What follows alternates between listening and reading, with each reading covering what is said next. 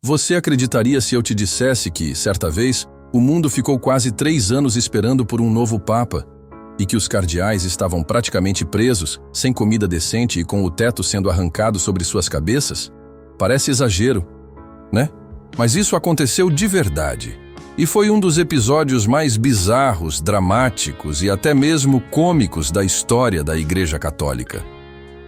É a história do conclave mais longo de todos os tempos, um verdadeiro reality show medieval cheio de intrigas políticas, pressão popular e uma guerra de egos digna de novela. Um evento que nos leva direto para o século XIII, onde reis, nobres e até o povo interferiam sem cerimônia nas decisões da Igreja.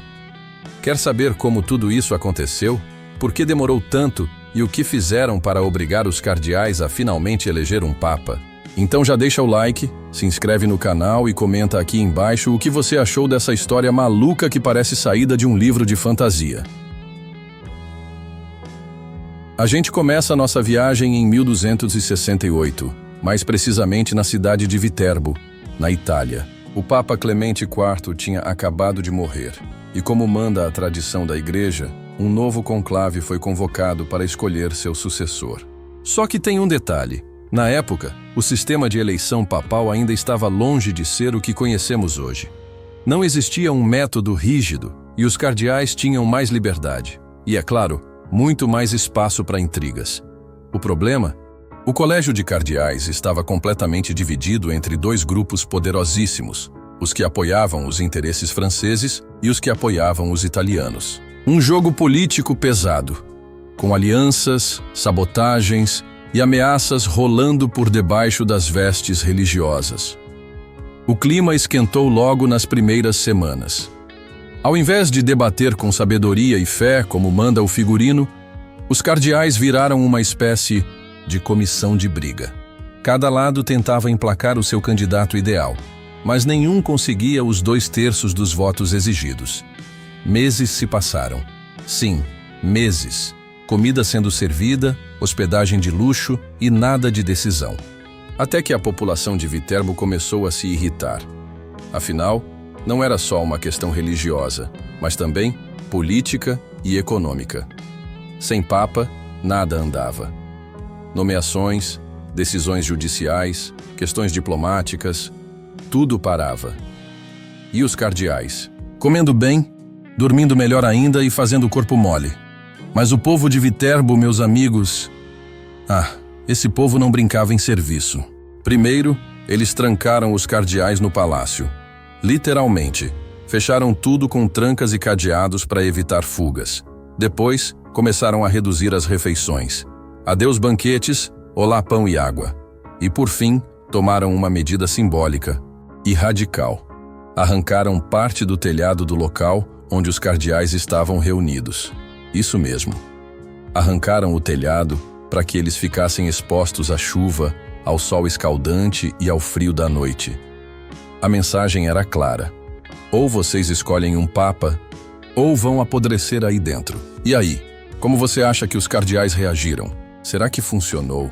Bom, não imediatamente. Mesmo com o teto arrancado e comendo feito prisioneiros, eles continuaram empacados. A divisão era profunda demais. A essa altura, o conclave já durava mais de 1 ano. E o mundo inteiro estava de olho. Reis pressionavam, nobres ameaçavam e o povo gritava nas ruas. Parecia uma guerra silenciosa e ninguém estava disposto a ceder. Os cardeais estavam completamente exaustos e o clima era de desespero. Foi então que, num gesto surpreendente, os próprios cardeais decidiram mudar as regras. Sim, no meio do caos, eles finalmente chegaram à conclusão de que o sistema estava quebrado. Foi ali, em 1271, quase 3 anos depois do início do conclave, que nasceu o que hoje conhecemos como conclave moderno. Eles escolheram uma comissão reduzida de cardeais para encontrar um nome de consenso. E foi assim que apareceu Gregório Gyes, um homem moderado, respeitado e que tinha o raro dom de agradar gregos e troianos. Finalmente, o conclave mais longo da história havia terminado. Depois de 33 meses, mas você acha que a história acaba aí? Nada disso. A nomeação de Gregório X foi só o começo de uma revolução. Ele ficou tão chocado com o que viveu durante o conclave que decidiu criar regras rígidas para evitar que aquilo se repetisse. Foi ele quem oficializou o sistema de isolamento dos cardeais, o famoso conclave fechado, do latim conclave, ou seja, trancados com chave. Criou regras de alimentação progressivamente restrita, vetou influências externas e impôs prazos. Tudo isso para garantir que os cardeais agissem movidos pela fé e não por interesses pessoais. E olha que curioso, essas regras são usadas até hoje.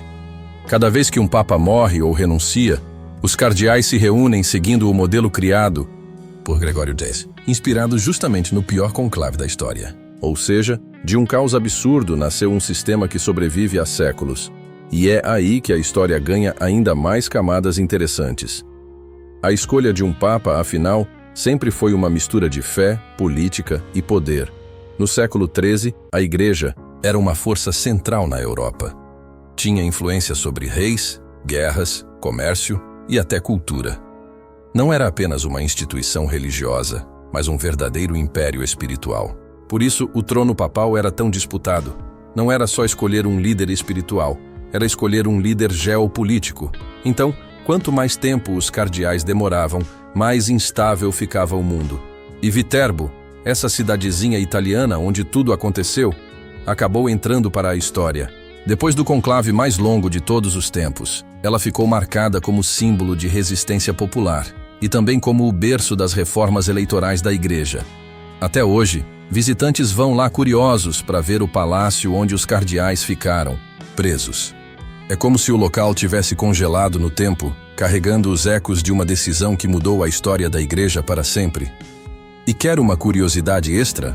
A eleição de Gregório X foi tão traumática para os cardeais que, anos depois, tentaram voltar atrás nas regras. Isso mesmo. Em 1276, após a morte de Gregório, alguns tentaram revogar as novas normas para ter mais liberdade de negociação. Resultado? Um novo atraso, mais confusão. E a constatação de que sim, o sistema criado no caos de Viterbo era melhor do que nada. Desde então, o conclave nunca mais durou tanto tempo. O recorde continua firme até hoje. 33 meses, um teto arrancado e uma pressão que ninguém esquece. Esse episódio é uma aula sobre como decisões históricas, mesmo nascidas do desespero, podem moldar o futuro, e mostra como o ser humano, mesmo diante da fé, é movido por interesses, vaidades e um bom empurrão do povo. É quase como dizer, se você quer que as coisas mudem, talvez precise derrubar alguns tetos por aí, literalmente. E agora, eu quero saber de você. Já imaginava que o conclave mais longo da história tinha sido tão dramático assim? O que achou da galera arrancando o telhado para forçar os cardeais a decidir? Deixa aqui nos comentários a sua opinião. E se curtiu essa história, cheia de reviravoltas, curiosidades e lições escondidas, não esquece de deixar o like e se inscrever no canal. Tem muita história fascinante vindo por aí, e eu te garanto, cada uma é mais surpreendente que a outra. Te vejo no próximo vídeo.